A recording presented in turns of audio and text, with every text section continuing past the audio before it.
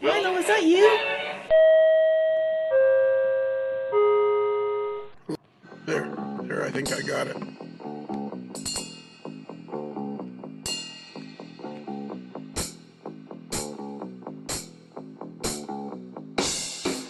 George? Lionel? George? Lionel? Are you sure you're talking through your microphone and not your computer? Yeah, because you got your tower computer, right? Yeah. Yeah, so it has to be through your microphone. Is it bad? It's not bad. No, it's not bad. It's just a little not perfect. It sounds a little like a guy on the phone. It's really good. Like, I mean, everybody will be able to understand it. It could be the internet. Yeah, it's probably... Not sure how good our internet is here. I think it's pretty good, but... Yeah, it's good enough. Absolutely. That's what it sounds like. But it's like you're as clear as a bell. You just don't have the tone. The tone's not there. You know how you sometimes will do a podcast with somebody and you can understand them and hear them perfectly? But it's a little tinny. Tinny. That's what I Right. A little wiry. Interesting. Yeah. Because I think the other night we were talking, it was really good. Well, I had to do a fresh install of Windows on my computer here a little while ago because it was starting to act up, and I said, well, I can't have that. So I formatted the whole thing and started again. Oh, actually, now it sounds pretty good. Just need to speak up, too. Yeah, well, there is that, too. So this is exciting, ladies and gentlemen, boys and girls, and kids of all ages. George, the boy wonder, and I are talking, and we haven't talked to each other by ourselves for at least 2 or 3 weeks, and he's been, this is his second Monday of training, and I thought, hey, wouldn't it be cool if we recorded this? And then George came up with an even better idea, which I thought was really awesome. We call it George's Journal. I think it's a pretty cool idea. I think it's a great idea, and we have to remember, if we don't record a whole long podcast tonight, say we only record like 30 minutes, well, then we'll just stick them, like 3 of them together, like this week and next week and the week after. We'll just keep sticking them together until we make one podcast, or we'll put them on a all-star thing or something. We'll do something, but it's a cool idea. Yeah, I thought so, because we can keep this going for a while. We could keep this going for years. We could keep this going until I die. We probably will. Yeah. That's the plan anyway. George's Journal, as his career in railroading, could go on forever. I love it. What a great name. It's kind of like a spin-off of the Prototype Posse. I've kind of had it in the back of my head for a while. I thought it might be a good idea. And how cool would it be if we do that and we stick to it, and 20, 30 years from now, your kids could listen to it? That'd be pretty cool. Remember when we were talking to Bob Followfield? I've been listening to Bob Followfield podcast we did where he was interviewing railroaders from the past. Well, we're going to be interviewing a railroader from the present, only 30, 40 years from now. People listen to it and they'll be like, okay, cool. Yeah, that's true. It is. It's really cool. So you've been at it now for six days, but this is the start of your second week. So what's it like? What's it as, are you having as much fun as you hoped you would? We're starting to get into the fun stuff now. The first week was really a lot of safety, HR, all the boilerplate stuff you'd expect when you start a new job. But I guess, CN's got this new program now where they want us, all the new hires, to be what they call safety leaders in the industry, because they're trying to change the kind of the railroad culture from within.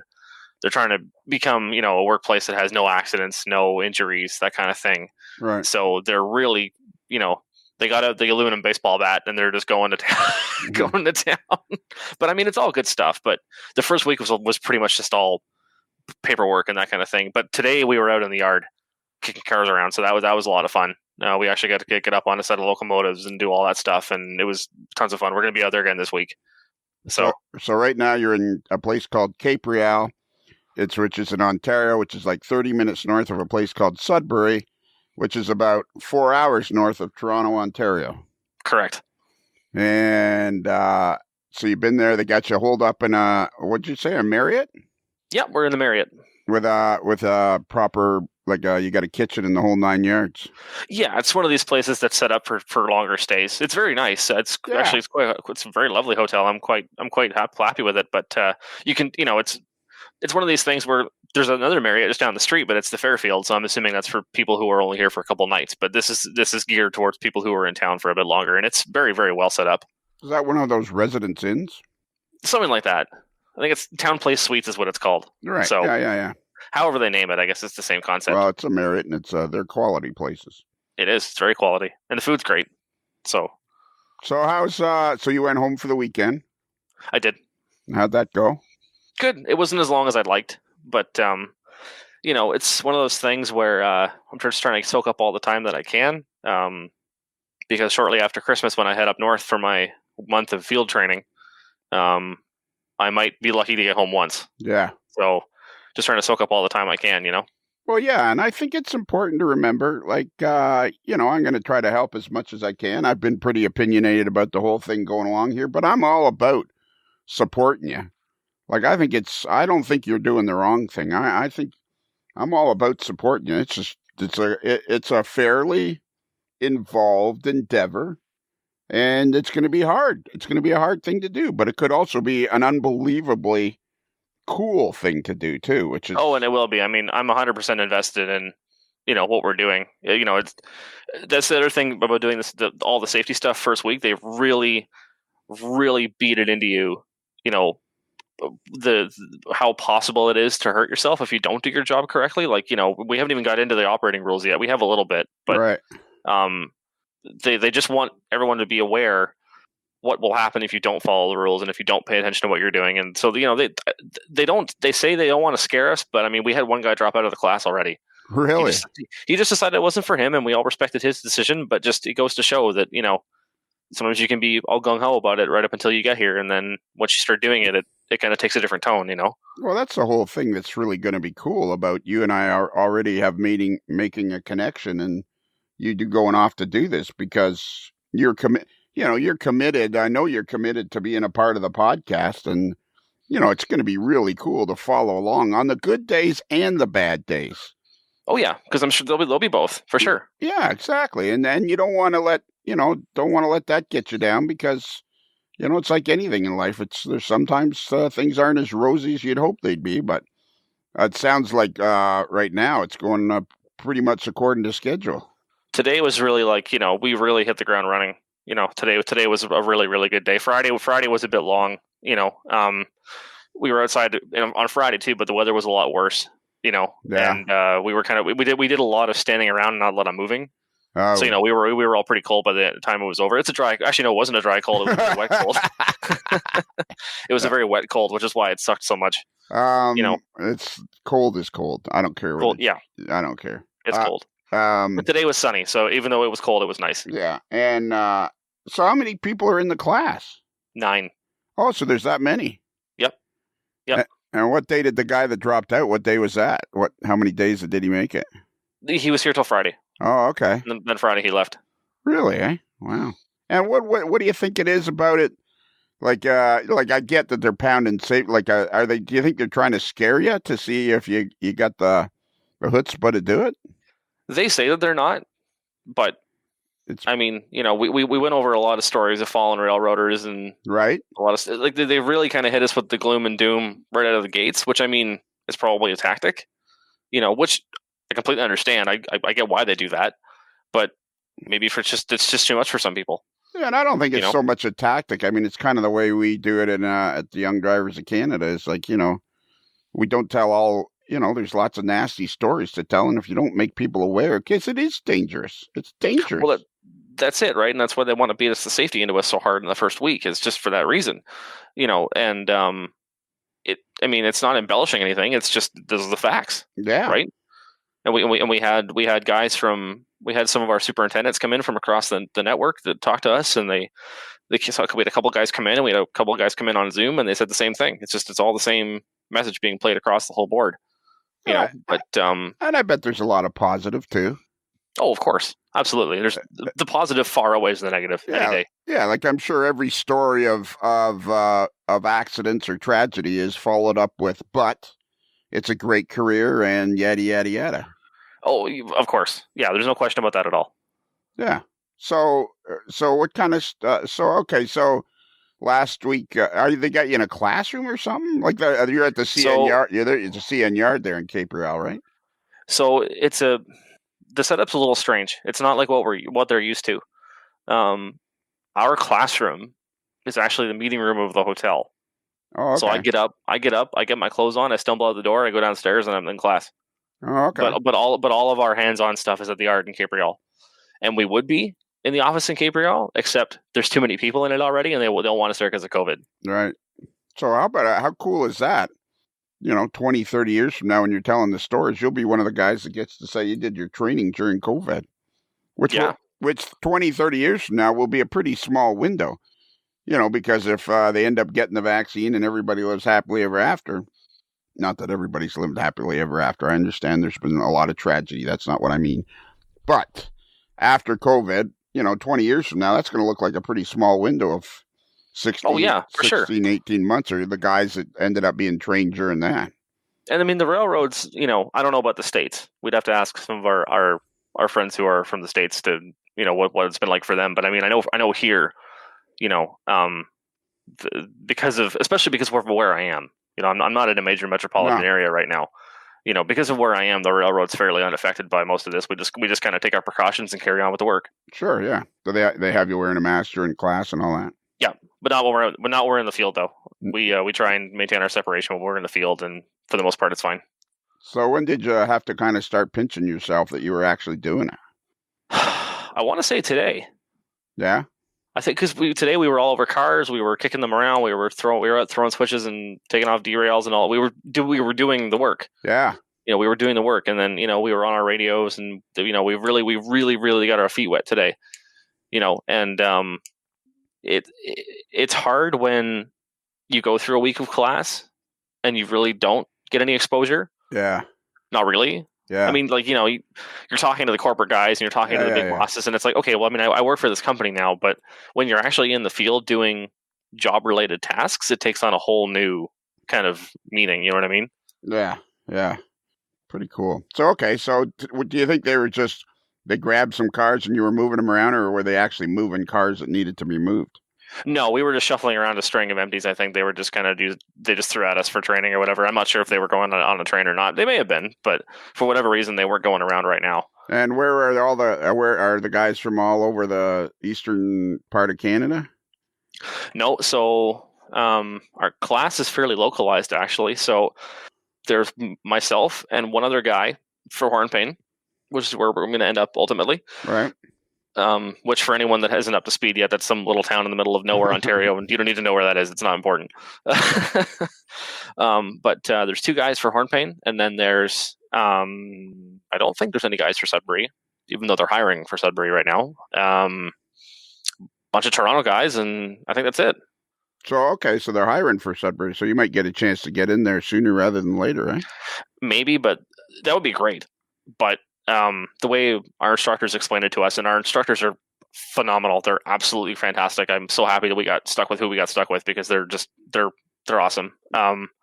They're very engaging, and they're very realistic. Oh, good. You know what I mean? Like they're not sugarcoating anything. But we're having tons of fun. Like today was it wasn't just like a good day because I got to do the job. It was fun. Today was fun. Right. There was a lot of laughs that went on today, so that was good too.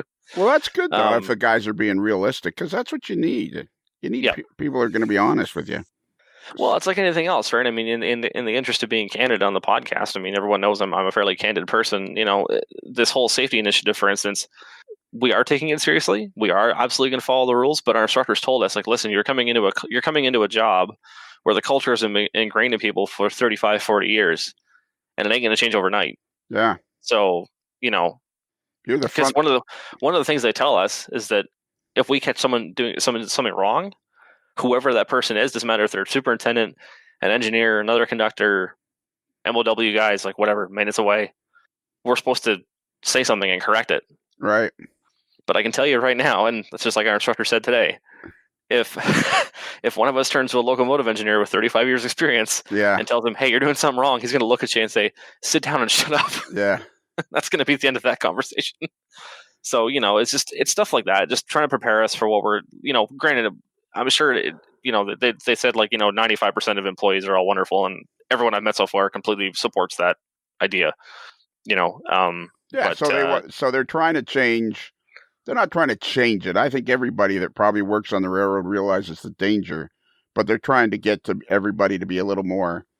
Look, guys, this is the way we got to do it, rather than having any cowboys out there. The phrase that we keep hearing over and over again is on being on the same page, having the whole crew on the same page.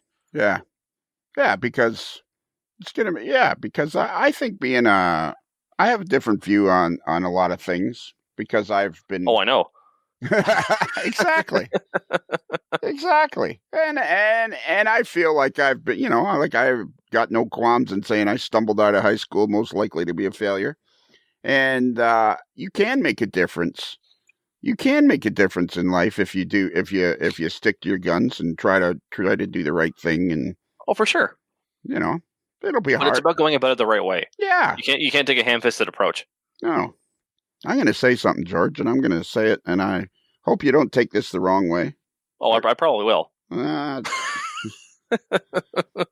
You seem to me like you've grown up a lot in a really short period of time. You think so? Yeah, like as a positive. Not that you were a jerk before. I don't mean that, but I think this job is probably just what you need because it's not FedEx. It's not some, not that FedEx is a crappy job, but FedEx is run by a bunch of independent contractors, and you end up with somebody, that's got their own way of doing things, and the tow truck. This is like the real deal now. You've actually landed on your feet with a real, operating real machinery in real time and real situations, and this is the real thing. And I sense already that you realize the responsibility and you're looking forward to it. You don't seem scared to me at all. No, but on the same token, I would say that all my experience up to now has prepared me for this. Sure. Absolutely. Experience does, but it's what you do with it when you get the chance. And it seems like you're already well on your way. Having the experience and being able to use it are two different things. Yeah. Right. So no, I mean, if there's one thing I think that I could, put that whole idea under is that the gravity of the job is very apparent to me, and I'm nervous. I want to do it like anyone else in my class. I want to go do a good job, but I don't find the mandate and the tasks laid out before me, or I don't find them overwhelming. I look at them and I say, I understand this enough that I know I can do it without, without making any kind of like huge mistakes or something like that. Definitely got lots of tons and tons of stuff to learn. Yeah. But, well, and it seems like, like I'm sure Adam or Spoon or anyone else can say like most of railroading, 95% of it's common sense. Oh, for sure. And realize, and like I've said before, you start talking to Adam or any of the guys, and once you get right down to the nuts and bolts, you suddenly, to me, they always remind me of airline pilots, passenger airline pilots. Like, I like my favorite story. I used to know a guy named Mike Herbert, and he had a big chip out of his glasses. This is back in the 80s, and he had a big chip out of his rimless glasses. And you wouldn't have guessed for a minute this guy was an airline pilot when you're hanging around with him at a model railroad thing. And then I found out that he was. And not only that, he was a fighter pilot in Korea. And I mean, this guy was just like, he stepped into the cockpit of the plane and it was like two different guys. Yeah. And I don't know, I got a sense that you realize the whole complexity of what you're doing and all that. And I'm impressed so far. Look at me. I'm impressed already. We're only 19 minutes into the George's Journal and I'm impressed already. I set a high bar. I better keep it there. Exactly. So, okay. Well, all right. So last week was safety. That wasn't exciting. But so did they tell you lots of scary stories? Oh, yeah. Yeah. Creepy ones that kind of went, yikes. Yeah. Yeah. But you know what though?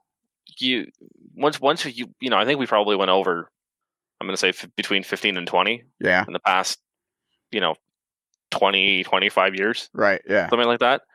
But the thing is though, after a certain amount of time, you start to see a pattern. Sure. It's the same stuff that's getting people hurt or, God forbid, getting them killed. Yeah. And it's basic stuff, which is the sad part. But the thing is, it's a lot of it's complacency. It is. Which drives this entire safety thing. I completely understand why they're doing it. There's nothing about it that doesn't make sense. It's complacency in automobile crashes. I mean, really good driving is boring. If you get a 20-year safety pin for never having an incident, people would say you're a boring driver. But that's because you're always prepared. Yep. And when you're always prepared, you don't have any exciting stories to tell anybody. Nope. Even when a guy runs a stop sign, you had already kind of looked and you saw the guy coming, so you just casually stopped and watched the guy go right through.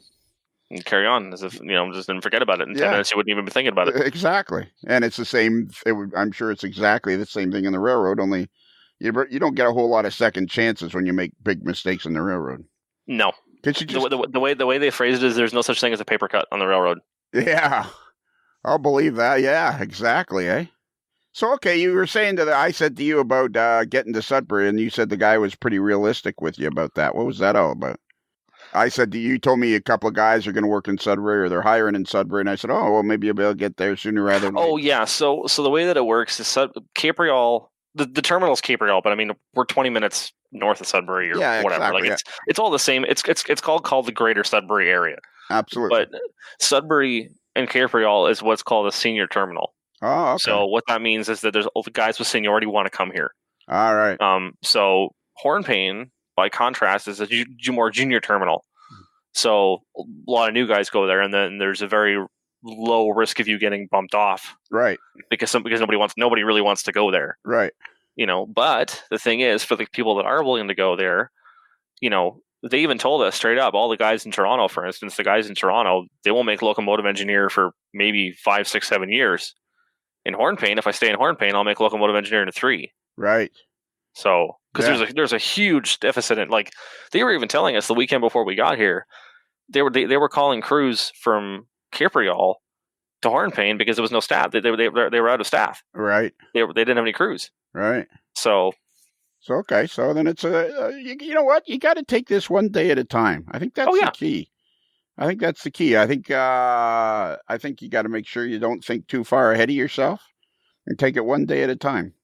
That's it. I think I'm really looking forward to this. I'm looking. It's a case of just setting out the goals and then just ticking them off the list one at a time. Yeah, and don't be a jerk. Don't be a jerk. Yeah, exactly. So, what fun things were you doing today? Like, what did they have you doing today? Well, today we did a bunch of stuff. We did our hang test, which is you have to hang on the side of a rail car for 5 minutes. Oh, really? Yeah, to make sure that you can hang on, and you can't hook your arms. You're going to hang on by your hands, and you got to lean back. And yeah. Wow. You got to lean back, and because they want to see if you can do it. We did our hang test. We changed a knuckle. We had to carry a knuckle for 100 feet and bring it back, which I mean is not very far. And got to carry knuckles a little farther than that in the field. But it was just to see if we could do it. It's the length of 2 cars. Length of 2 cars, and we had to change it. We had to do apply and release handbrakes. What else did we do? So when you were doing the hang time, was there any point in there when you were getting that? Did they count it off, or did they just? No, we just hung out. We just hung out. Was there a bunch of guys doing it at the same time, or one guy did it? Everybody did it. Took a turn? We all did it. We all did it at the same time on the same string of cars. Oh yeah. So we were all like next to each other, one on a ladder as we went down the string. Yeah. But everybody had no problem. It was fine. And you know what? To be quite honest, because it was cold today, my fingers hurt more at the end than my arms did. My arm didn't really feel much in my arms. It's just from like wrapping my fingers around the grab iron on the car. Yeah. What about gloves and coat and all that crap? Is it issued, or is it stuff you have to buy? So they issue us with. They've given us like a ton of gear already. We've got vests, safety glasses, gloves. We've got our radios. We've got our company tablets, like all kinds of stuff. But it really stops with PPE, like in terms of like pants, jackets, shirts. We got to buy all that stuff. But they give us all of our like safety gear. Okay, but that's where it stops. Right. So if you want to wear pants, you got to buy them. Yeah. Do you plan on as opposed to going in shorts? I mean, I brought shorts, but I was like, I don't know. I'm pretty brave, but not that brave. So are you going to buy pants? Do you think? I own a couple pairs. Don't know if they're entirely suitable for this kind of work, but are jeans okay? Oh yeah, a lot of guys wear jeans. Right. Yeah, so pants. By that you mean they supply you. Like when I worked, they supplied me with a uniform, but really all you had to wear was the shirt. Yeah. And so they supply you with the jacket and the safety goggles and all that crap. So underneath it, you're wearing a pair of jeans and a t-shirt or something. Yeah, but I gotta buy my own jacket though. You got to buy your own jacket? Yeah. Really? Yeah. Oh, okay. So do they make suggestions? Yeah, I mean the thing is, like, we have to get it. It's the same thing with our boots. We got to get our own boots too. But like, they pay for half the cost of the boots. We get discounts at Mark's Work Warehouse for all this kind of stuff if we show her. So like, they make it easy. It's just we got to get it. That's all. Okay, right. So have you got your boots yet? Oh yeah, I got everything already. Okay. Yeah. What kind of jacket did you get? A Helly Hansen winter jacket, which is I'm really glad I did because it's been very useful so far. What is it? A Helly Hansen? There, you're talking faster. Sorry, it's a Helly Hansen winter jacket. It's made for like outdoor activities. Like I'm pretty sure it's like for skiing or something like that. But it's really warm. How do you spell the first word? Helly? Helly. Oh, okay, and then Hansen. I've never heard of that. You see them a lot. Like they don't usually put the whole name on the jackets. If you see someone walking around with a jacket that has like an HH on it, that's what that is. Okay, Helly Hansen. Okay, they're pretty popular. I think like most of the sporting goods stores and stuff up here sell them. I think they're pretty popular in the States too. All right, so not Carhartt. No, not Carhartt. Because you know what? I have a bunch of Carhartt clothes. Yeah, and they're great, but I don't find them warm. They're great to work in. Yeah, but I don't find they're very warm. And do you think you'll ever buy like bibs, coveralls? Maybe. I'll know for sure after my first winter up north. Yeah, and I'll let you know. There's a pretty good chance I will. Yeah, that's for sure. And I was looking at Google Maps actually in Hornpain, and it looks like the CN bunkhouses are pretty nice. Yep. You'll find that out because that's where I'm staying at the end of December. That's where I'm going. Yeah, and are you allowed to stay? Say once you get onto the job. I mean, we'll find that this is a really cool idea. I hope we do this. I hope we do this for the rest of my life, or as long as I'm doing the podcast. I hope we do this because this would be really cool. You and I don't need anybody else to. We don't need anybody else to keep the conversation going, and it would be really, really cool for us to keep talking about this. We're pretty good at picking up a conversation on it, just the two of us. Yeah. So, has anybody there given you any indication what the bunkhouse is? Like, that was my question. So, if you get to Hornpain after you've finished your training and you can't find any place to live, can you live in the bunkhouses? So, I've actually already addressed that. I actually have found a room to rent. Okay. Already, and I'm going to be renting that starting in January. Okay. But for the 4 weeks of training, I'll be there. Right. They're going to put me up at the bunkhouse, and I haven't seen the inside yet. I mean, it's just a modular building, and it looks nice from the outside. Yeah. But as far as I know, it's comfortable, but it's small. That's what people have said. It's comfortable, but it's small. But it has a kitchenette and everything else, and it's well equipped. But yeah. So it's. But the thing is, it's not designed for people to stay in long term. It's designed for people to stay there for like a night or a few hours and then go back. So how did you find the room? Well, the other guy that's going up to Hornpain with me is actually from the area. Oh yeah. And he was able to refer me to somebody he knows in Hornpain, and the room was not listed. But I contacted him, and I said, "Yeah, listen, I'm going up there on the 28th of December, and I won't be starting until February, but I'd love to come check it out." And he said, "No problem, come check it out, and we're going to work out a deal from there." But as far as I know, I have the room. Perfect. So, and he had 2 for rent. So perfect. So that's so you're actually going to. So when would the first day be that you go to Hornpain? December 28th is my first day in Hornpain. Okay. So in 3 weeks, give or take. Right. And so, okay, you hung on a car. You did what else did you do today? Changed the knuckle. Oh, yeah. What was that? What was that like? Oh, pretty easy. Or how heavy are they? I'd say about 65, 70 pounds. Okay. Yeah, you're a pretty big guy, too. People need to know that. He's not a midget. What he is? 60? Kevin Marks thinks I look taller in person. Yeah, exactly. Kevin Marks is a very handsome man. Let's face it. He is. Kevin, you're very dapper. Yeah, you're very dapper, Kevin. Come on. That's it. No, and you know what's actually really funny is Spoon had told me a while ago about using your belt.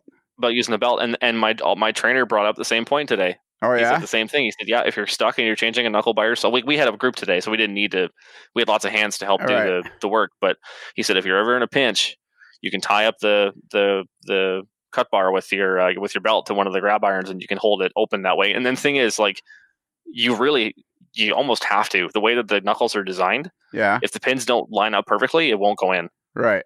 So it's we changed the knuckle on a caboose today, which never gets used. Yeah. So it was really rusty. So it made it that much easier to having all that people around. But yeah, I could definitely see how out in the field you'd want to have something to secure up the bar like that. So okay, so you pull the knuckle out and it's 60 pounds. Yep. And so what is he talking about pins? What are you talking about pins? So the way a coupler is designed is the knuckle on a coupler is essentially held in with like this big long pin, this big metal pin. So it slides back into the pocket. Yeah, it slides into the pocket, and then the pin goes through the top, and the pin holds it in. And through the top, and then there's probably something at the bottom that you secure the pin with? Just a catch at the bottom, yeah. That's pretty much all it is. It's just a lot of it's held in by weight, which is the whole reason why knuckles can break in the first place, is because they're designed to be flexible.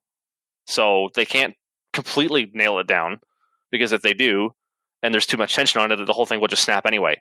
Okay, so having a little bit of flexibility helps it move under pressure when it's on the train. You know, turbine engines on Airbus A320s only have 3 bolts in them. Yeah, you'll be going down the same reason, I bet. You're going down the runway, you're doing about 120 mile an hour, and you're looking out the window, and there's that engine just bobbing back and forth like as if it's about ready to fall off, and it's like doing the wiggle. Yeah, doing the wiggle. And I mean, it's cool. I like looking out the window, looking at the ground go by, because occasionally, not that I've ever done it, but I've been told that what it looks like, you know, if you're on a motorcycle doing about 105 miles an hour, it's about what it looks like down. Not that I've ever done that, of course. I've just been told this. And, you know, you can't have stuff moving. So, but okay, let me try this. So when I hook up my trailer, I stick the drawbar in the hitch, and I stick a pin through it, and I put a cotter pin or some sort of pin on the other side to keep the draw pin from coming out. Sure. Is there something that holds the pin in, or is it strictly all weight? So actually, the trailer is a really good analogy. So I would say the coupler pin is like the dowel that holds the pin in the trailer, because the thing is, there's 2. There's the main pin, which lets the knuckle swing, which opens and closes it. Right. And then there's the smaller pin, which is kind of like what you're saying about locking it in place, that actually keeps it attached to the coupler. Oh, okay. So it's held in 2 different places. So you have to pull the first pin out and then the second one. Oh, so that's kind of how it's held in. And then it's all slotted together so it fits perfectly, and there's like little catches and stuff you have to move and whatever. So it's held in a bunch of different ways. But it's funny because seeing it today, taking it out, helps you understand how they can break. Okay. Seeing the inside and how it's all connected together. Yeah. Because from the outside, it just looks like it's just a coupler. But seeing how it's all held together on the inside, it helps you understand how they can break. Cool. So when you pulled it out for the first time, were you surprised at the weight, or did you go, this is no problem? Not really. I mean, I said the same thing to my instructor today. I really have no excuse, because our weight limit at FedEx was 150 pounds for furniture. So I had no problem carrying a 65 pound knuckle. And what kind of locomotives were you on? So we were on a pair of General Electric -9s today. Okay. Which is funny because, there's lots of new ones rolling around now. All the new ES44s and ET44s and all the stuff we talk about, all the GEVOs and stuff are running around all over the place now. But, it's funny because 20 years ago, a road switcher would have never been a 6-axle locomotive. Yeah. They've always, and even maybe even 10 years ago, yeah, it would have never been a 6-axle locomotive. But they had a pair of -9s in Cape-Rail that stay there, that take the local, and the local's pretty big, but they take the local from Cape-Rail to Sudbury, and it's a pair of -9s. Wow. And I found that pretty surprising. -9s are big locomotives. They're very big locomotives. How long would a -9 be?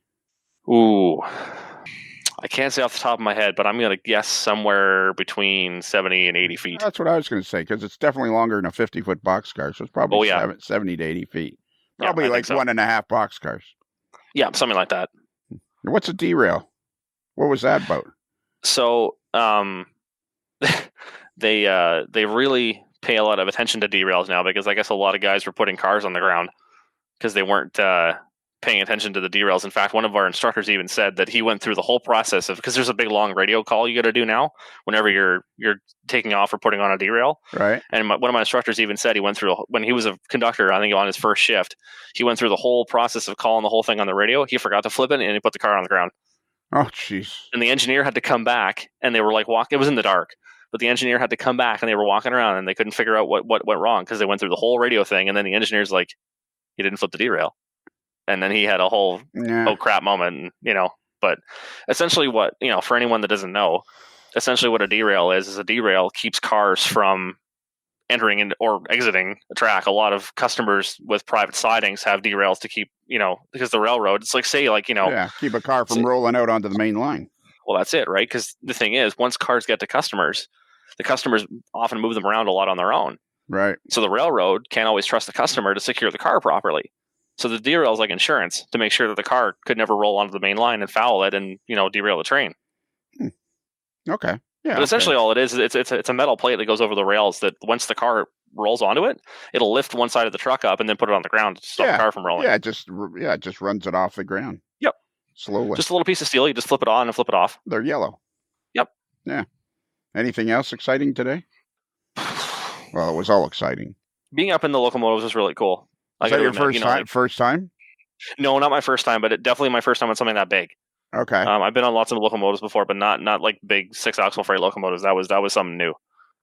And not only were you in it, but you were supposed to be in it because you're an employee. Exactly. See, it takes on a whole different connotation when you're meant to be there, right? Yeah. Yeah. So, that's going to be cool. When they're showing you stuff and they expect you to remember it because you're going to need it for work. Yeah. I really hope we can keep doing this. And, the thing you're going to have to remember, something I want to emphasize, and I'll say it on the air so everybody can remind you, is I'm going to make myself available to you so that we can continue to do this. It won't be me telling you, okay, George, we're going to do it on Tuesday night at 8:30. It's going to be, you're going to say to me, hey, you got any time at such and such, whether any time of the day, and I'm going to try to make myself available so that we can keep doing it. Right. That sounds good to me. Yeah, because it's easy for you and I get it hooked up. All right, should we stop now and then we'll save this? And we'll try to do this like next Monday or Tuesday. Sounds good to me. All right.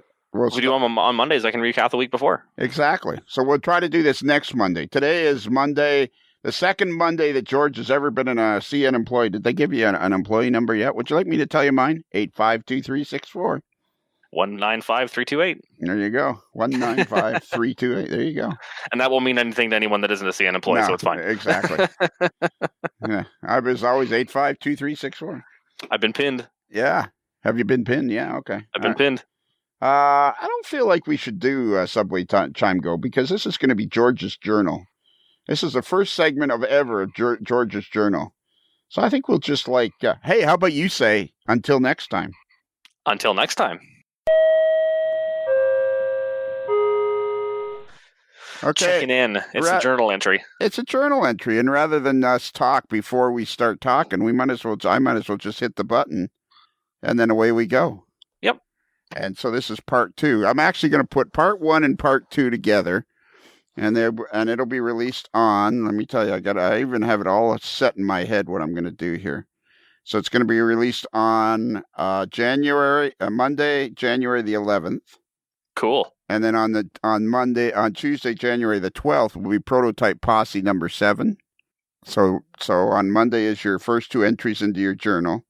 And then the very next day, it's prototype posse number 7, which is the one where I was yelling at you at the end.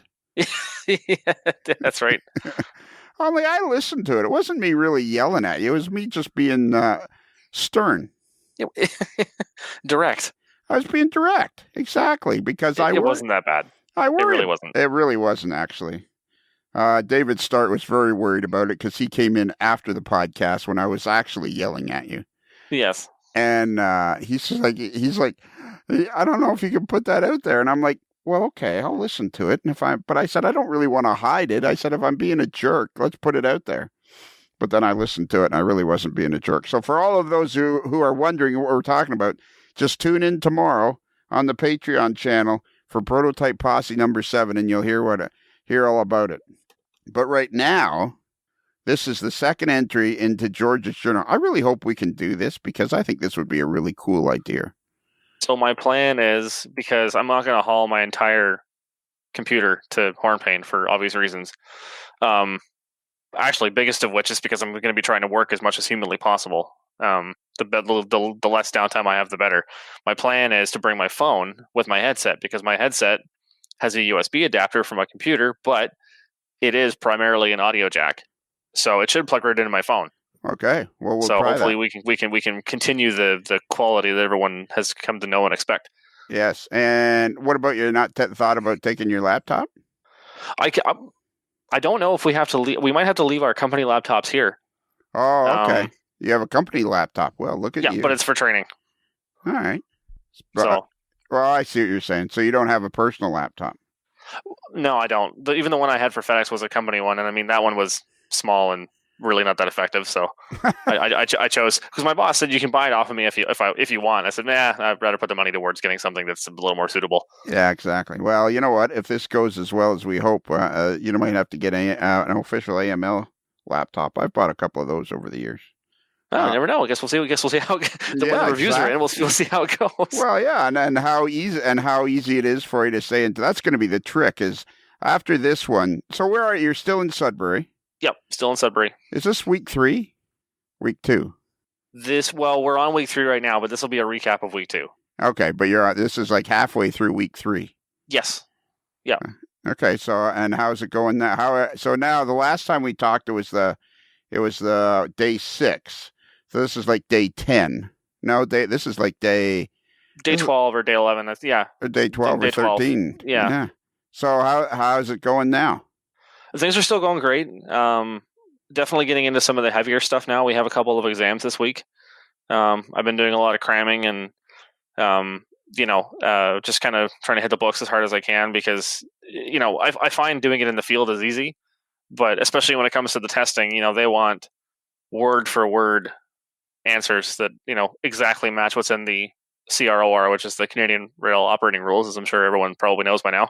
You've heard Spoon mention the USOR a lot, and all our prototype guys will know that off the top of their heads. But so a lot of that, and primarily what we've been working on this week has been signals, because there are 117 aspects that I have to know.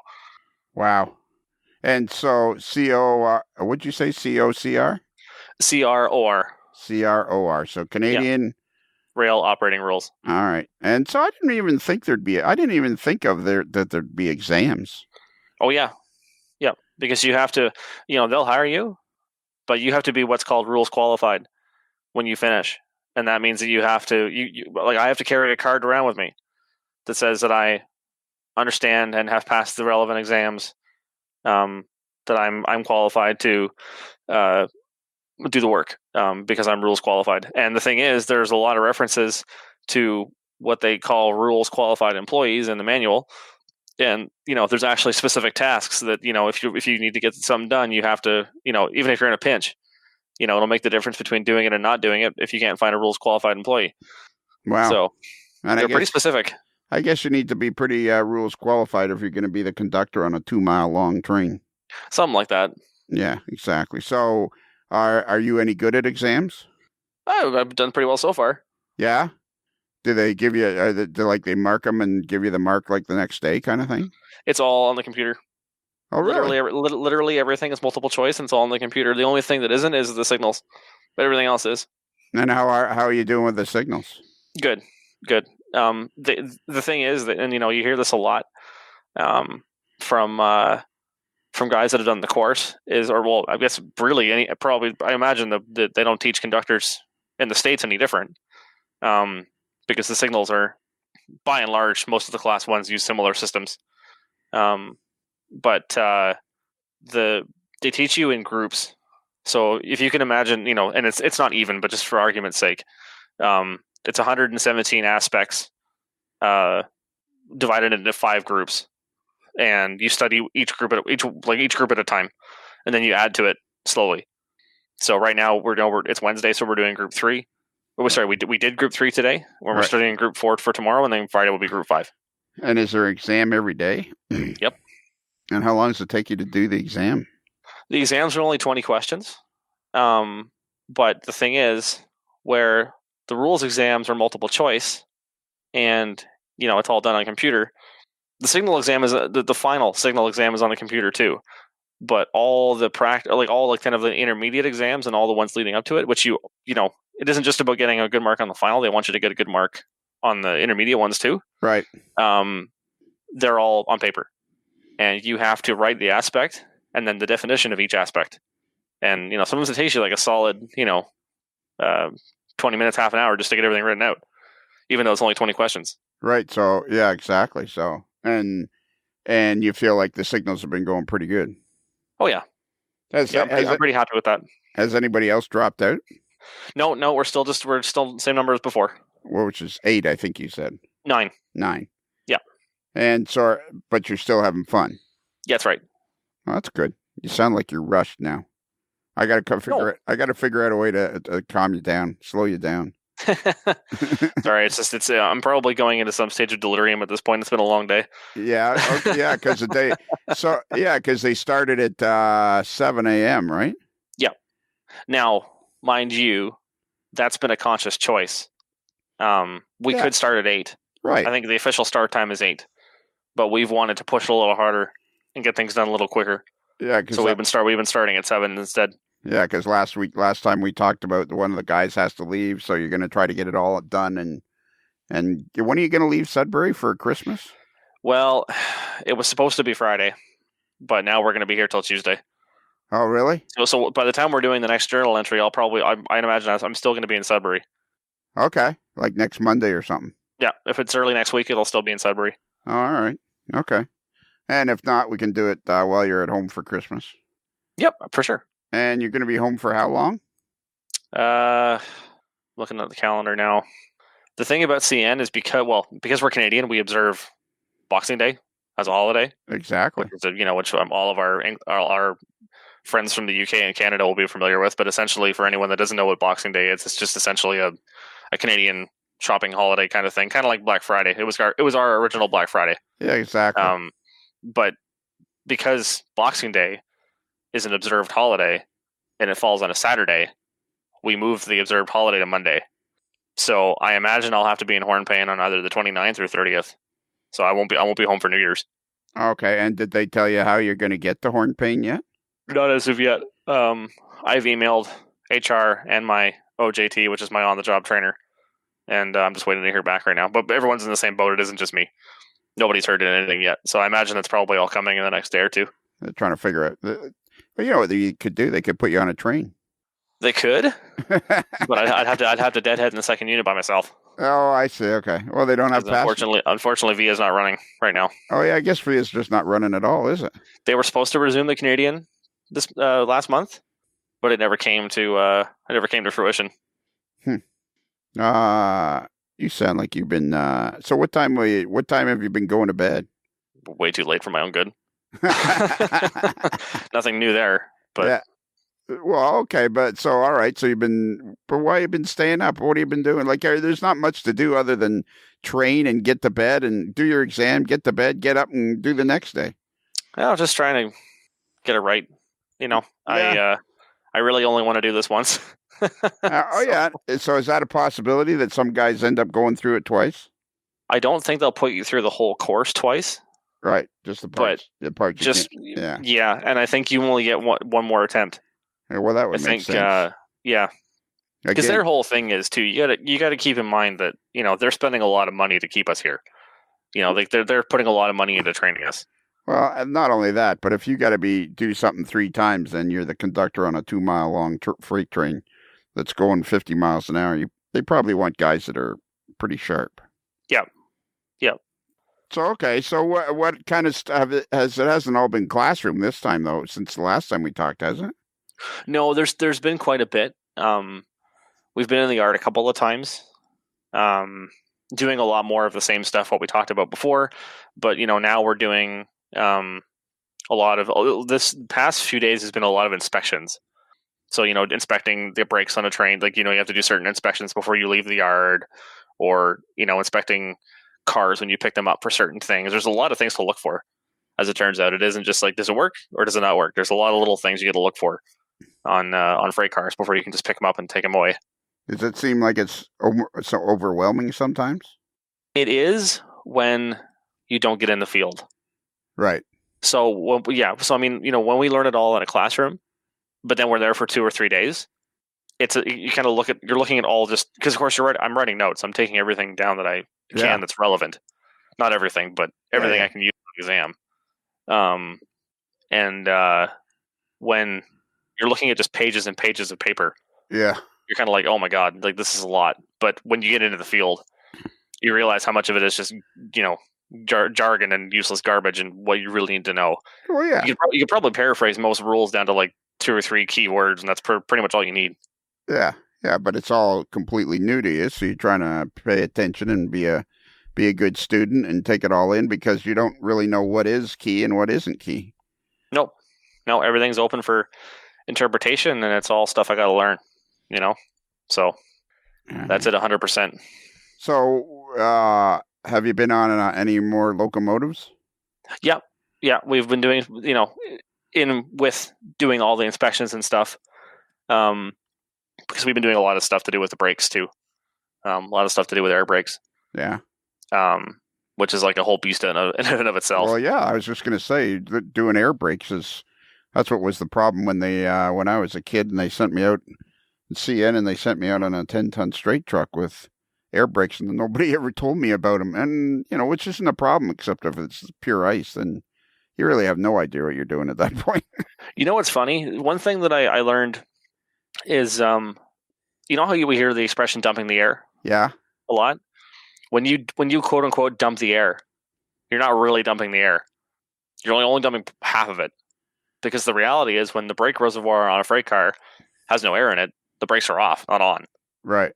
When it's completely empty, the brakes are off. And that's why when people don't, when we heard of these accidents, or just, you see a video of just a boxcar rolling along the line across a grade crossing and you're like, what's that doing there? Just carrying on by itself. Right. It's because the brakes have bled off and nobody tied the handbrake down. Oh, okay. Because you could dump the air and leave it, but over time, it'll equalize and the brakes will release. Yeah. So what exactly does dump the air mean then, just so for people that don't know? So, yes, it helps if I explain things. Well, no, it's okay, but that's why I'm here. I ask the questions and you explain it. Yeah. So dumping the air refers to putting the train in emergency. But when you dump the air, if you can imagine, okay, here's a good example. If you can imagine a brake reservoir in a freight car is like a barbecue tank, like a barbecue propane tank, right? Except split down the middle. Half of it's the emergency air, right, and half of it's the regular air that you use in everyday braking. Right. Both sides have 90 pounds per square inch in them. Right. When you dump the air, it actually only brings it down to 77 each side. So there's quite a bit of air still in the reservoirs because the air in them is what's keeping the brakes on. Right. But so that's dumping the air. So you're dumping part of it, but not all of it. And because the air pressure that's still in the tanks is what keeps the brakes on. And then when you're recharging the air, when you want to release the brakes again, the emergency reservoir will vent into the regular reservoir to help get the brakes off faster. There's like little valves and stuff in there that do that. There's a thing called the car control valve that does that. But when all the air is gone, there's no pressure on the brake cylinder keeping the brakes on. Right. So when the air is gone, the brakes are off. So if you haven't used the handbrake, you're kind of screwed. Bye-bye. Yeah. And mind you, though, I learned that a lot of yards, and you wouldn't know it from looking at it, but a lot of yards have a bowl. Bowl? Okay. So a lot of, even small yards, even the yard here has a bowl in it. It isn't really noticeable, but it's bowled enough at both ends. Right. If you can, it's actually designated. You can leave cars in the yard without their handbrakes on because they won't roll.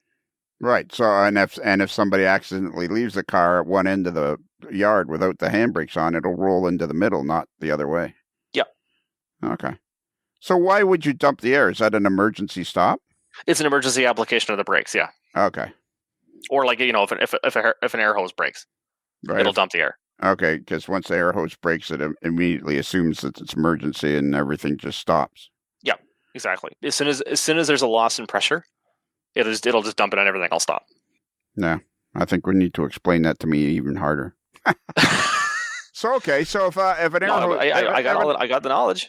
I know. That's the whole beauty of this. If we can stick to this, people are going to love it over the years. Are you kidding me? What a great thing. And then, like I said, years from now, you'll be able to look back on it. You know, that whole Bob Followfield thing where he's talking to, retired railroaders. You'll have like years and years of you making an audio diary. Like, how cool Yeah. would that be? It's just that we got to stick to it. That's the thing. Yes. Oh, we can make that happen. All right. Well, we'll leave that. Well, we will leave that up to you. I made a decision. Yeah, make a decision. That's one I can make. So an air hose breaks, and because an air hose breaks, the train immediately goes into emergency. Yes. And how does the train know how to do that? So let's use this as an example. Let's say you have a locomotive and 3 cars. Right. With an EOT on the end, an end of train device, or as we call them for some reason, an SBU. I can't even remember what an SBU stands for, but it's an EOT. It's a FRED. It's an end of train device. It's a blinky light in the back of the train. Wouldn't it be crazy if someday you're on a train and you get to the end of the train and there's an Argyle sock with a little Argyle sock with little fists and little feet? That would be immensely surprising, but it would not be unwelcome. So far, I've heard end of train devices called SBUs, TIBs, FRED, EOT, and EOTD since I've been here. All right. They all mean the same thing. It's literally just an end of train device. Yeah, exactly. It's just a sock. Anyway, so each car and the locomotive has essentially like a valve on either end called an angle cock. And it's just a ball valve that controls the flow of the air through the car. That's all it is. But when the train is operating normally, it's a closed system. So all the valves in the middle are open, but the one on the front of the locomotive is closed, and the one on the EOT is the EOT is hooked to the one on the back of the freight car. Right, but it acts as a cap essentially. Right. So, but all the ones in the middle are open. Right. So, say you break a knuckle and the train splits. Well, the air hoses are made to come apart, so they come apart on their own. Right. All of a sudden, you've got air escaping. Right. So now the system's broken. So it won't just be like one half of the train that goes into emergency; it'll be the whole thing, because the system's now broken. It's it's like a loop, and you break the loop, and the current stops. So somehow, then, when the air hose breaks, the angle cock on those 2 cars where the air breaks, they close, and the train. No, because they're manual. Oh, okay. So I mean, like if it's well, let's use a water hose as an analogy. If you open the tap, but the nozzle's closed, the water stays in the hose, right? Right. But as soon as the hose breaks, the water starts gushing out. Right. So what makes the brakes go on? The change in pressure. Okay. So when you apply air brakes, you're using air in the main train line. So the hose is running for each car. You're using air in the main train line to keep the brake cylinder closed, essentially. It's like a piston. You look at it, and when the brakes are on, the piston's out, and when they're closed or when their brakes are off, the piston's in. So it looks like it's shut. So the air in the hoses and in the train line is keeping the brakes released. But when you want to apply the brakes, you vent air from the system, and there's a vent on the locomotive that does that. Like when you apply the brakes on the control stand, and you hear the air hissing out, that's venting the brakes. So when you vent the brakes, when you vent the air out of the system, you put the brakes on. Right. When that happens, all of a sudden, when you go into emergency, and the train breaks, of course, it's like I said, a hose braking is the same thing as an emergency brake application. Right. So all of a sudden the air is escaping, but it won't all escape. It'll go down to that 77 pounds from 90. So on every freight car, the car control valve that I mentioned before, it's just a pneumatic. It isn't electronic or anything. It's just a pneumatic valve. Yeah. It's got it's got little tiny valves in it that will move under pressure. It does it all by itself. It doesn't need any input. It'll just do it by itself. So when all the air in the train line goes away, the car's like, oh crap, all my air's gone. So it automatically applies the brakes all the way on. You know what this reminds me of? One of the very first times I did, it was in Chicago. I think it was the second time I'd ever done on the road interviews with my little recording machine. And the Voice Nader 5000. Yeah, the Voiceinator 5000. That's right. And I remember that. I was driving home from Chicago, and I was listening to the interviews, and one of them I was listening to was Matt Herman explaining to me ESU. And I've said this before, and the most annoying guy in that interview was me, because about every 30 seconds I'd go, right, yeah. Having no idea what he was talking about. I was picking it up. I was getting it as you were saying Okay, it. fair enough. Yeah, but I heard myself going, right, right. But You know what we can do? We could talk about this, like, because I mean, I know the journal is kind of a way of keeping up with everything that's going on, but we can just as easily have an episode of Prototype Posse where we all talk about brakes. Yeah, there you go. How they work. I'm actually kind of looking forward to the next Prototype Posse when when we can manage to get everybody, when you can get yourself organized and we can get everybody together. And I'm looking at a diagram now, so I see what you're talking about. It'll be fun to do a Prototype Posse after you've been working at it for a while. I've got the PowerPoints from class. I'll send you some of the slides that explain it. Oh, cool. Yeah, that would be cool. Because they're full of diagrams and stuff too. So you've done air brakes. So that was a big thing. So you're doing a lot on that because you've got to understand that completely and be completely aware of how that works. And did you have any idea of how it worked before? A little bit. I mean, it isn't the same system as like a truck would use. No. But it's similar in enough ways that you can kind of understand it. Yeah. Okay. And I just found a good, that's what we should do. We should put up some of these diagrams on the website. What if we establish like a quick reference? Yeah, let's establish a quick reference. That'd be kind of neat. It would be kind of neat. Just a few pages with some diagrams, but just some basic stuff so people could refer to it. Absolutely.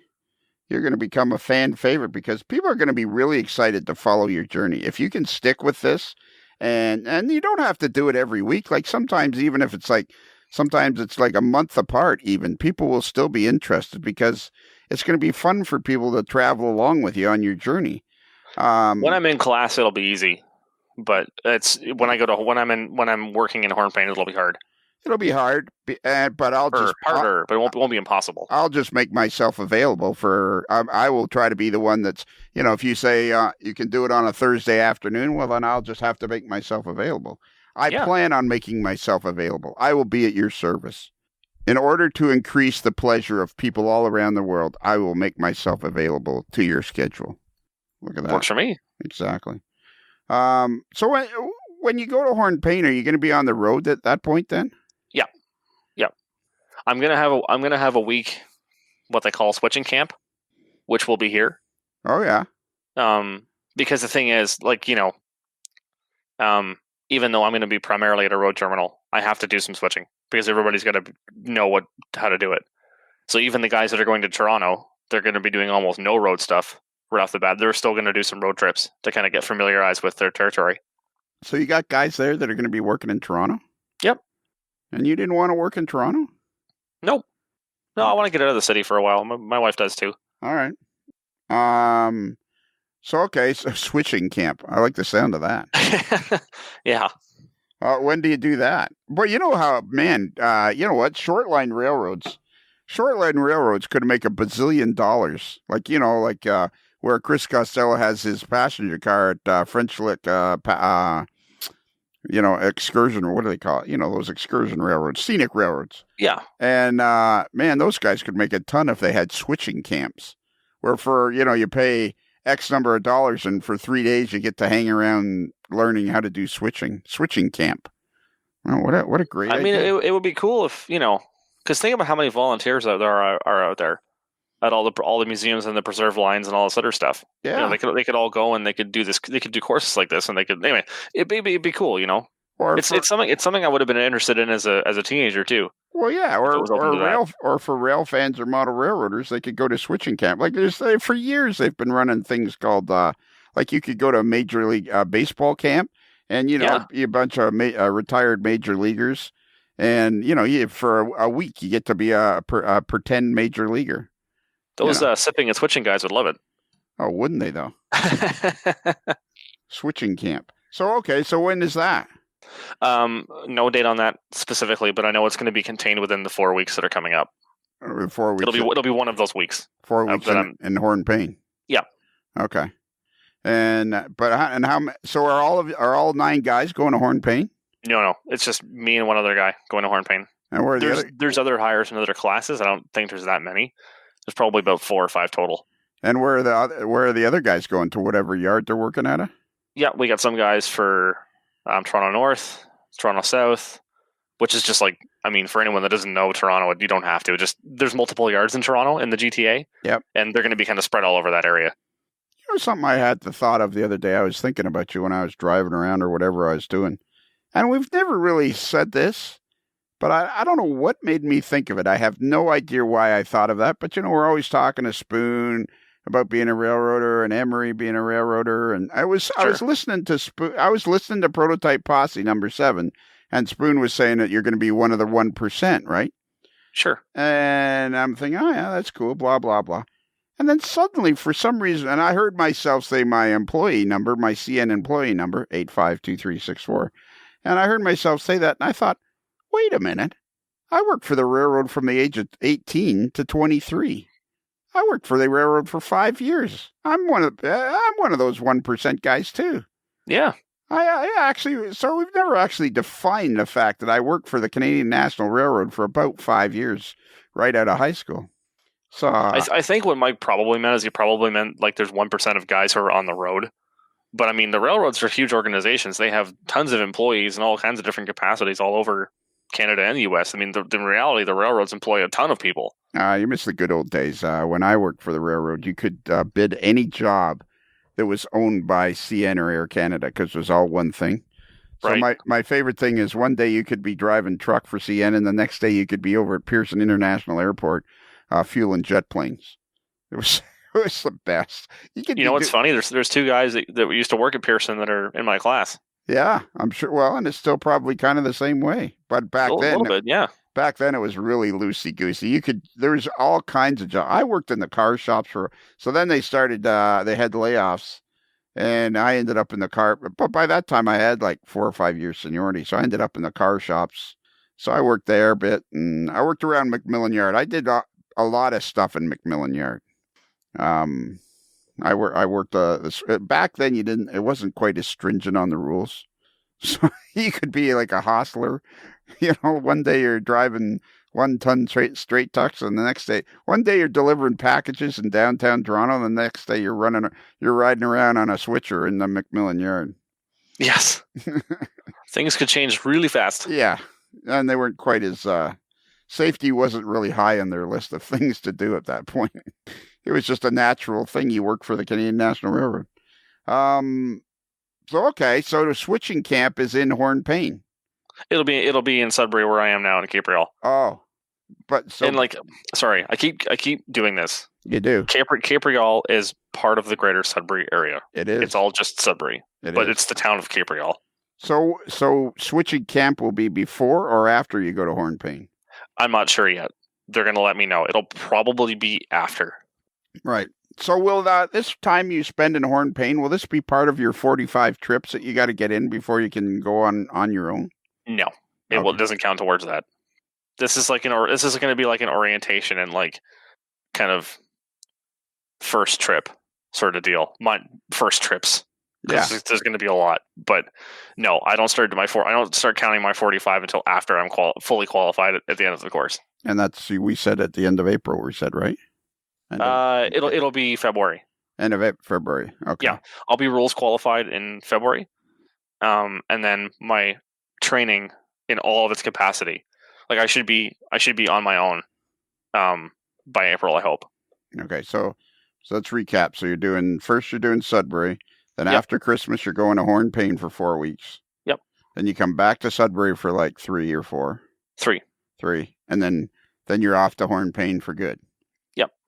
So by the time so that's cool. It'll give you a chance to kind of acclimate yourself with Hornpain in the area and everything. Yeah, exactly. I'll be able to see it firsthand.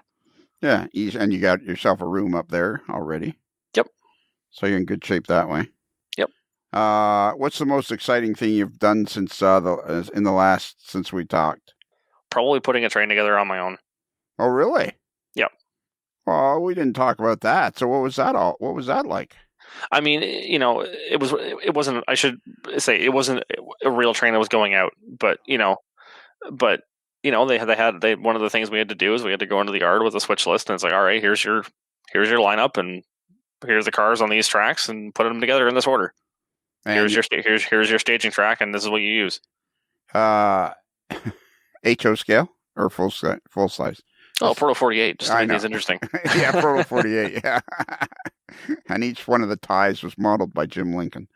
So how many cars would have been on this train you had to make up? We had to do 10. Okay, and did you have an engineer, like a guy on a locomotive? Yep.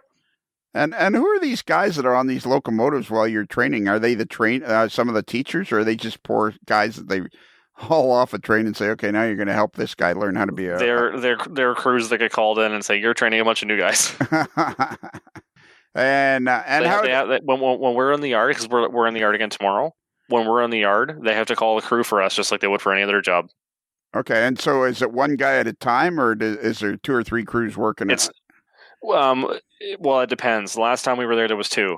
There was a crew working with us, and there was a crew actually putting a local together. And then tomorrow, I think it's just our crew. So 9 guys are doing it at the same time, or each guy takes a turn? Depending on what it is, each guy will usually take a turn doing it on their own. Okay. So what was that like, putting a train together? Honestly, I didn't find it that hard. Well, it's not. I mean, yeah. It's not really. I mean, really, the only thing is you're playing with bigger toys, really. Yeah. You're surely watching out a lot more where you're going. Yeah. I can't tell you that right now, but I mean, I have a lot of radio experience from previous jobs and other things that I've done, so I'm comfortable on a radio. That's probably the biggest hurdle I think a lot of the guys have, is just getting comfortable on the radio, knowing what to say and all that kind of stuff. But I mean, it's definitely nerve-wracking because, of course, you're slamming cars together, and my car counts are not that great, and you have to kind of like judge distances and other things like that. But I mean, all on the whole, I think it went great. That's cool. Yeah, your car. Yeah, you're trying to tell a locomotive engineer. Yeah, and you're trying to count him down, and you're brand new, and he's probably going, "Yeah, this isn't going to work." They tell us stories of guys who called 10 cars to a joint, which is what we call a coupling essentially. Right. They'd say 10 cars to a joint, it would be like 5 or 4. Bam. so then not always bam, but like sometimes. But and the train would be coming back, and the guy would realize about 2 cars or 1 car away making the joint that his numbers were way off. So we just 1, 25, 10, 15. Oh, never mind. And some of these cars are loaded up with the next shipment of Rapido locomotives. Not anymore. Bam, bam. They're kits now. Yeah. Now they're kits. We had a guy at McMillan Yard. I came into because there used to be this huge warehouse at McMillan Yard, and there was a company called CN Express, which was the precursor to UPS and all these other companies, FedEx, and at least in Canada. So CN Express had 200-300 trucks working out of the north end of Toronto Yard, and in this huge warehouse, there was 2 sets of double tracks that fed in, that the guys would shove boxcars into this warehouse. And I mean, it would fit probably 5-6 boxcars in each track. So you could probably get 20 boxcars in, and they would unload the cars, and then they'd be sorted, and it would end up, and you'd put it on a truck, and away you'd go. Sure. You go in there one morning, and there's 2 boxes. One guy hit the end of the track so hard he put it through the roof of the warehouse. The boxcar, they completely misjudged it. It hit the end of the dock. It hit this dock. It rode up on it, and then straight up into the roof. And then you come in there, and that was quite a mess. Well, it sounds like it. You have to be so careful with this stuff. A lot of power. You can't just stop it on a dime. So making up a train, that was fun. It was a lot of fun. Were there any cars that jumped out at you? Kind of like, hey, I guess that's going to be the hardest part for you, is like, hey, I haven't seen one of those, and you got to pay attention. You're not really supposed to be rail fanning while you're working. I got to be honest. When I'm at work, I'm 100% business. Good. I'm not thinking about anything else. There you go. There you go. And it goes back to all that safety stuff that they drilled into us in week one. Well, sure. It's just it's a big set. It's a big train set, but it's not to be trifled with. Yeah, and yeah, exactly, obviously. But and once you get used to it and time goes by, you'll be able to rail fan as much as you. Well, sure. Exactly. Right now, you got to concentrate on learning how to do it. Precisely. Yeah, exactly. So what's tomorrow? What's on the schedule for tomorrow? I'm not really sure yet. I think we're doing. It's going to be a case of doing a lot. Well, because I was talking earlier about how we were covering all the material about car inspections and checking the brakes and stuff like that. Right. I think part of what we're going to do tomorrow is we're going to have to mess around with that a whole bunch, and then I know one of my instructors said he was going to take a cut of cars and screw up all the brakes and everything on them, and then we would have to go down the cut of cars and find all the problems and fix them before we were able to report we were ready to leave. All right. And how are you? You were pretty happy with the instructors last time we talked. Are you still having them? Are they still pretty? Oh yeah, they're a riot. They're fantastic guys. Well, that's good, and it's easier to learn with people like that. And it's like I don't know if I mentioned it the first time, but one of the guys has been with the railroad since 2007, and one of the guys has been with the railroad since 73. Wow! So really, 73. Yep. One of your instructors has been with the railroad since 73. Yep, and he's retired, but they brought him back on as a contractor. He's taught engineers all over the world. So we need to make sure Spoon understands that, because he wants to retire just short of 40 years, and that's true. He wants to get like to 38 years and 7 months and then retire, and it's kind of like, man, you need another year and 3 months, and you'll be a 40-year guy. That's right. Man. All right, so we got to get you to bed. We covered air brakes. We covered your first cut of cars. You're learning all about brakes and inspections, and then you're going to go to horn paint. Are we going to try to? We're going to try to do this next Monday if we get a chance. Yep, I think that's a good plan. If we get a chance, because on Tuesday you're going to head back to Ottawa from Sudbury. Yep. How long does it take you to drive? On a good day, 4.5 hours. But the last time, I ran into some bad weather, and I had to stop a couple of times. It was closer to 6. Stop because there was accidents, or you just got tired? No, just at one point I ran into washer fluid and I had to fill up. But I always keep extra jugs in the back of the car this time of year. Yeah. But my car sensor doesn't really tell me until it's pretty much almost gone. So how's the caddy going? No, it's fine. I put good winter tires on it. Hasn't had an issue. That's good. Doesn't go very far, to be honest with you. I really only take it out for groceries, and that's pretty much it. Well, yeah, exactly. You go there and into the yard, but.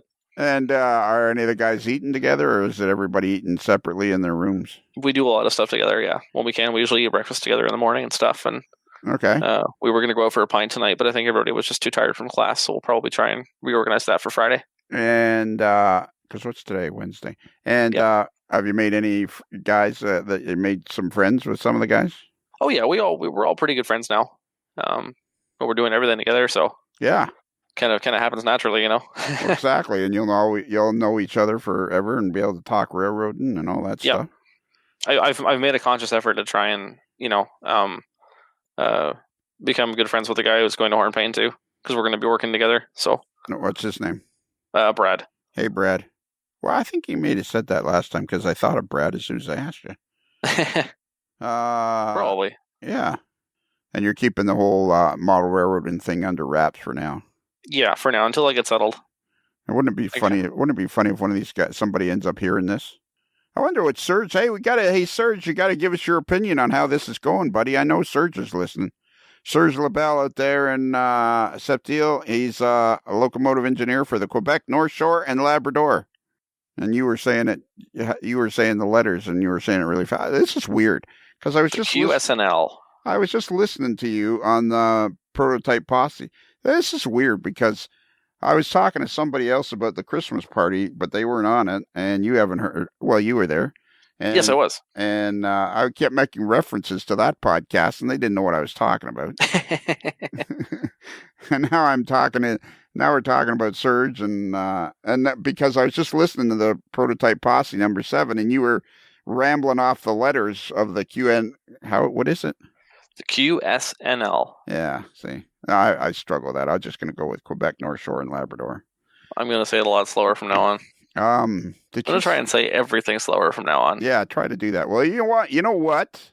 Old guy advice. Hey, old guy advice right here. Got no problem with giving a seasoned advice. When you're on the radio, you want to make sure the guy understands you, and the way to do that is talk slower. Yes, because that's important.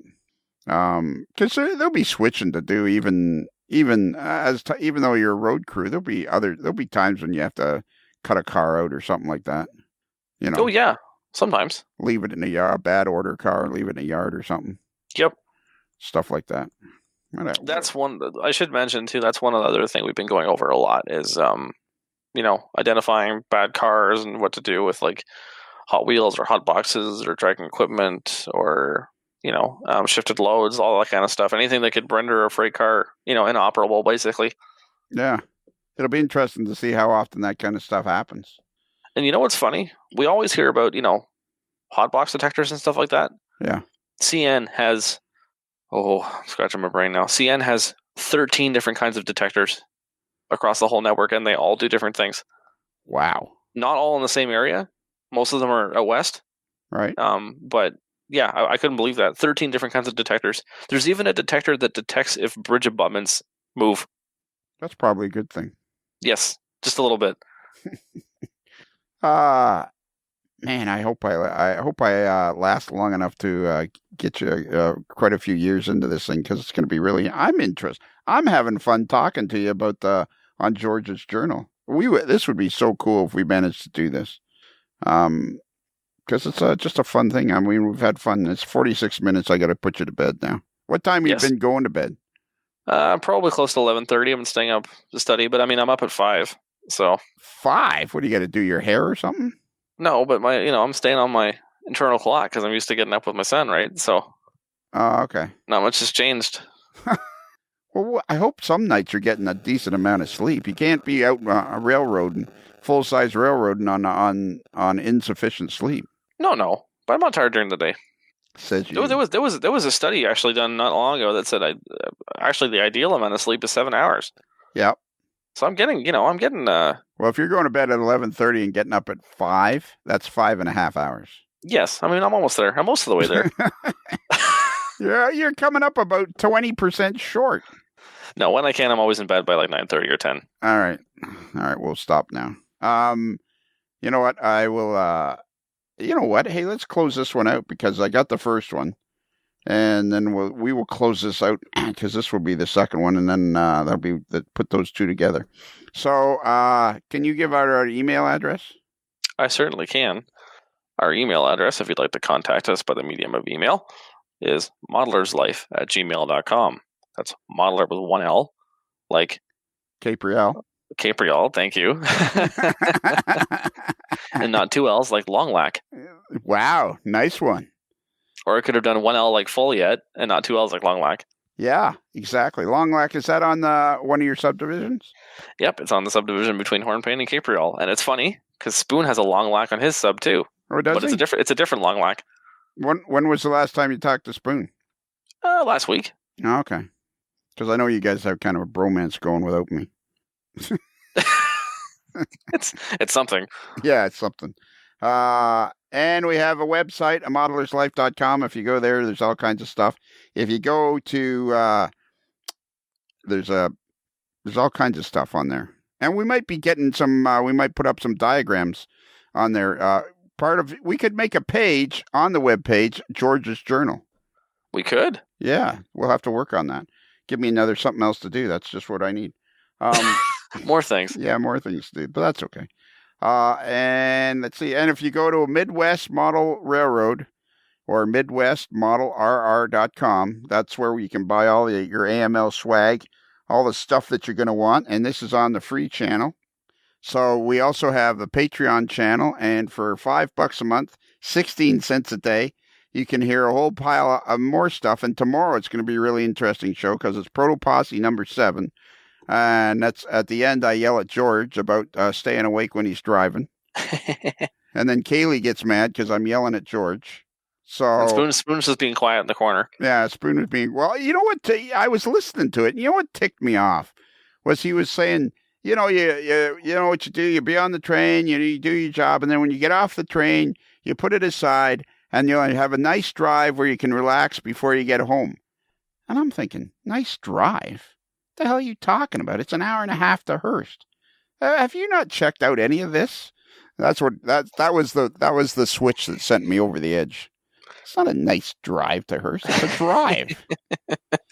I mean, to be fair, there's a strong argument for the case of decompressing after work before you go home. But yeah, I get what you mean. It's not. It isn't like it's half an hour or 40 minute, dash across the woods. It's exactly. The problem, the thing is, it's like he tried to feed me some line. He says, "Well, I had a job where I did it." No, every time you go home, you're going there. There is no NFL team in Hearst, or there's no NFL team in Hornpain, Ontario.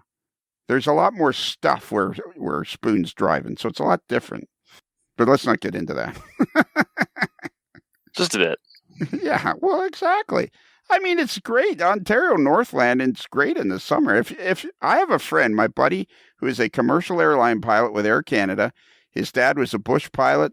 His dad was a test pilot for de Havilland. Born and bred, flying was in this guy's. He was flying planes since he was like 6. Sure. It's in his blood. He loves to be a pilot. He loves being a pilot. And they lived in the Ontario Northland for quite some time, and he loves it up there. They have a hunt camp that they run, or a fishing camp that they run, and they love it up there.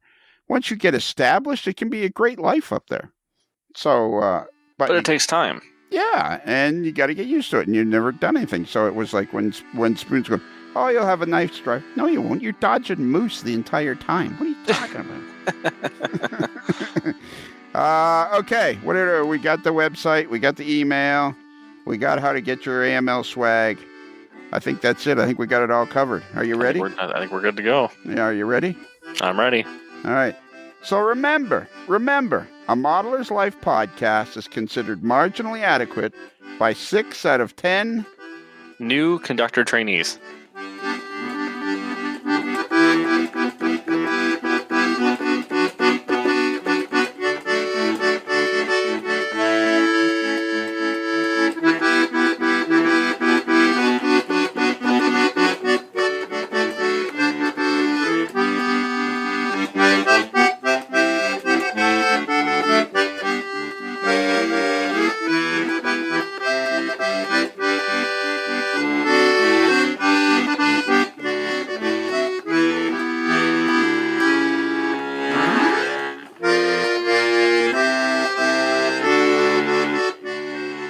Transportation for AML guests provided by Diamond Limousine. Diamond Limousine, where all of our vehicles are true diamonds in the rough. It's another Lincoln Homer.